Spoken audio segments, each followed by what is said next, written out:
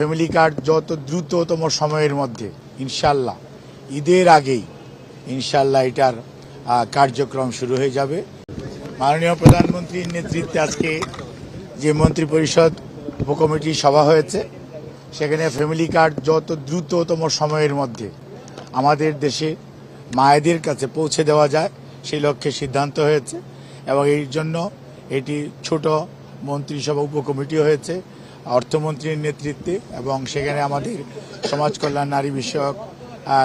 নারী শিশু বিষয়ক মন্ত্রণালয়, তারপর এলজিআরডি মিনিস্ট্রি এবং কনসার্ন সেক্রেটারিজ এবং ওনারা সবাই থাকবেন সদস্যদেরকে নিয়ে এবং আমরা ইনশাল্লাহ ঈদের আগেই ইনশাল্লাহ এটার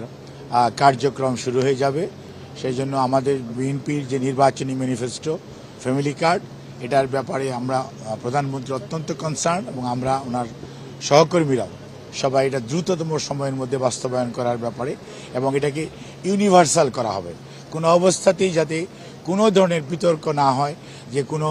রাজনৈতিক মতাদর্শ, কোনো ধর্মীয় অনুভূতি অথবা কোনো লিঙ্গভিত্তিক কোনো ধরনের বৈষম্যের শিকার কেউ না হয়, সেই জন্য এটা ফ্যামিলি কার্ডটা ইউনিভার্সালি যে প্রতিটি এলাকায় পর্যায়ক্রমে এটা বাস্তবায়ন করা হবে।